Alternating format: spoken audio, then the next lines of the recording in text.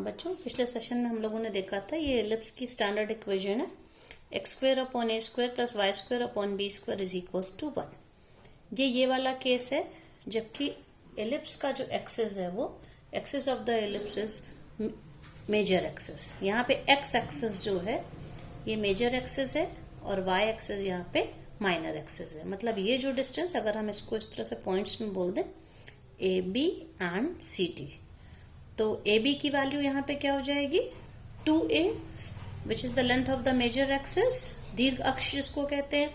इसी तरह से C D, length C D, line segment C D is known as minor axis जो कि 2b होगी।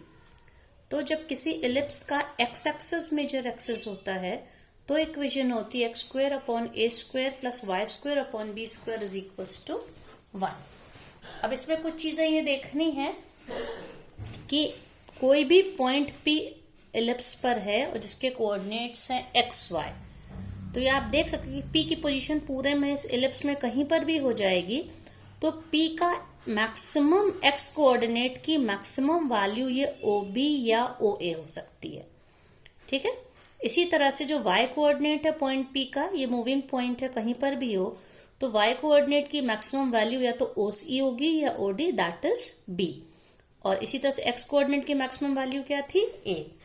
अगर इधर लेंगे इधर भी आएंगे तो माइनस है। तो इस तरह से हम लोग कह सकते हैं कि x हमेशा कोई भी पॉइंट P अगर एलिप्स पे है जिसके कोऑर्डिनेट्स एक्स वाई हैं, सो x always lie between -a and +a।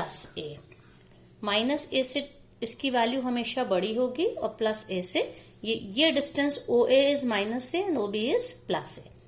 In the same way y coordinate of point P, it is between -b and +b। ये वैल्यू इसके बीच रहेगी। अब इसके बाद आप देखिए, अगर ये तो एलिप्स का ये केस था जबकि इसका मेजर एक्सिस एक्स एक्सिस था। अगर एलिप्स का ये केस हो कि मेजर एक्सिस वाई एक्सिस हो तो अब इसकी इक्वेशन क्या हो जाएगी x square upon b square plus y square upon a square is equals to 1। मतलब आपको अगर पहचानना है, सिर्फ किसी भी एलिप्स की इक्वेशन दी है, इस फॉर्म में दी है और आपको पहचानना है कि उसका मेजर एक्सिस एक्स एक्सिस है या वाई एक्सिस है, तो आपको क्या देखना होगा, जिसके एक्स स्क्वायर और वाई स्क्वायर के डिनोमिनेटर में से जिसकी वैल्यू ज्यादा है वो उसका मेजर एक्सिस होगा। जैसे मैं इसके दो एग्जांपल्स ले रही हूँ।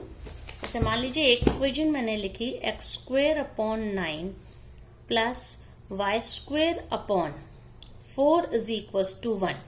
तो यहाँ पे denominator of x square is more than the denominator of y square, तो एक्स स्क्वायर के साथ ये जो नंबर है ये बड़ा है, इसलिए ये वाला केस हो गया। ठीक है, इसी तरह मैं अगर दूसरा लिखूं, मान लीजिए एक्स स्क्वायर अपॉन 25 प्लस y square upon 36 is equals to 1। तो वाई स्क्वायर के डिनोमिनेटर की वैल्यू एक्स स्क्वायर के डिनोमिनेटर से ज्यादा, 36 मोर देन 25, तो इसका मतलब अब मेजर एक्सिस हमारा क्या हो जाएगा वाई एक्सिस। तो ये हमें, और इसमें जो भी मेजर एक्सिस होगा हम ए हमेशा मेजर एक्सिस को मानेंगे, भले वो वाई के साथ हो या एक्स के साथ हो। Major axis is always a. इस केस में ये डिस्टेंस 2a हो जाएगा और ये 2b। ओके, इसी तरह से यहाँ पे क्या हो जाएगा, ये डिस्टेंस 2a और ये डिस्टेंस 2b। अब एलिप्स के बारे में कुछ स्टैंडर्ड ऑब्जर्वेशंस होती हैं कि अगर कोई पॉइंट P एलिप्स पर है और P जिसके कोऑर्डिनेट्स एक्स वाई हैं, ठीक है, ये है, इसका मतलब है कि ये मूविंग पॉइंट यहां पर भी हो सकता है, यहां पर भी, यहां पर भी। अगर वो सेकेंड क्वाड्रेंट में है, इसका मतलब P के कोऑर्डिनेट्स एक्स वाई होंगे या -xy पॉसिबल है। मान लीजिए पॉइंट P यहां पर आ गया, यानी थर्ड क्वाड्रेंट में आ गया, तो -x -y, और फोर्थ क्वाड्रेंट में अगर पॉइंट P यहां पे आ गया, so it can be x -y। मतलब xy अगर किसी एलिप्स के कोऑर्डिनेट हैं तो ये तीनों भी एलिप्स पर ही, they will lie on the ellipse. ठीक है, and second thing is that foci always lie on the major axis. Focus किसी भी इलिप्स का हमेशा दोनों फोकस मेजर एक्सिस पर ही होंगे। आप देख सकते हैं जैसे ये वाला केस है x square upon a square plus y square upon b square is equal to 1। यहाँ पे फोकस एक्स एक्सिस पर है और ये हमारा केस कौन सा है, मेजर एक्सिस का वाई एक्सिस है, x square upon b square plus y square upon a square is equal to 1। तो ये हमारा कौन सा केस है, यहाँ पे फोकस वाई एक्सिस पर है। जैसे मान लीजिए मैंने कहा किसी इलिप्स के लिए फोकस के कोऑर्डिनेट्स 2, 0 हैं, तो इसका क्या मतलब हो गया, यहाँ पे फोकस का आप देख सकते हैं y कोऑर्डिनेट 0 है, तो इसको हम कह सकते हैं यहाँ पे फोकस किस एक्सिस पर है, ये x एक्सिस पर है, focus is on x axis. तो इसका जो मेजर एक्सिस होगा वो कौन सा एक्सिस होगा, major axis is always x axis. तो ये कौन सा केस हो गया, ये वाला, that is x square upon a square plus y square upon b square is equal to 1। इसी तरह से किसी भी इलिप्स के लिए अगर फोकस के कोऑर्डिनेट्स मान लीजिए 0, 8 है, ओके, क्योंकि दो फोकस होते हैं तो ये प्लस माइनस लगेगा, 0 प्लस माइनस 8। तो अब आप देखिए यहाँ पे इसका x कोऑर्डिनेट 0 है, x कोऑर्डिनेट 0 है मतलब फोकस किस पर होगा, हमेशा y एक्सिस पर होगा, तो ये वाला केस होगा। देखिए ये दोनों फोकस हैं। इस केस में इलिप्स का जो एक्सिस होगा, मेजर एक्सिस होगा, वो क्या हो जाएगा, y एक्सिस होगा। तो अगर इलिप्स की इक्वेशन नहीं दी है, अगर हमें फोकस के कोऑर्डिनेट से पहचानना है कि फोकस इलिप्स का मेजर एक्सिस x एक्सिस पर है या y एक्सिस पर है, तो हम देखेंगे इसमें फोकस के कोऑर्डिनेट्स में अगर x कोऑर्डिनेट y कोऑर्डिनेट 0 है तो x axis is the major axis, and if y coordinate is 0 then y axis is the major axis. और दूसरा क्या तरीका मैंने बताया था, x स्क्वायर और y स्क्वायर के डिनोमिनेटर से भी हम पहचान सकते हैं। अगर x स्क्वायर का डिनोमिनेटर ज्यादा है, 9 is greater than 4, then major axis is x axis, and if denominator of y square is more than the denominator of x square, that is 36 is more than 25, then y axis is the major axis। तो इस तरह से हम लोग पहचान सकते हैं। अब इसके बाद इसमें एक चीज और है, लेटस रेक्टम।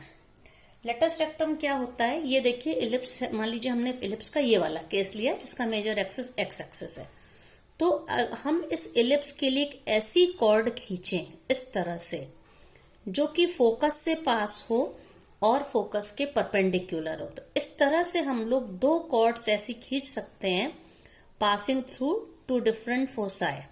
ठीक है, यहाँ पे मान लीजिए ये, इसको हम कह सकते हैं RS और इसको कह सकते हैं मान लीजिए TU। ये तो ये RS और TU इसके दो लेटस रेक्टम होंगे। तो लेटस रेक्टम को हम कैसे डिफाइन कर सकते हैं, a line segment, latus rectum is a line segment perpendicular to the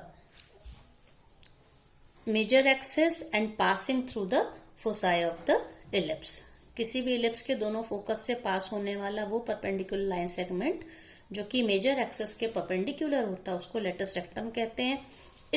ये वाला केस है। अब यहाँ पे देखिए इस इलिप्स का मेजर एक्सिस y एक्सिस है, तो यहाँ पे लेटस रेक्टम कैसे होंगे, ये देखिए ये जो दोनों हैं, दोनों फोकस से पास होने वाले लाइन सेगमेंट है जो 90 डिग्री का एंगल बना रहे हैं, suppose AB and CD, these two are latus rectum. और लेटस रेक्टम की जो लेंथ होती है वो आपको याद रखनी है, that length of the latus rectum in case of ellipse, ये क्या होती है बच्चों, ये आपको हमेशा याद रखना है, 2b स्क्वायर अपॉन a।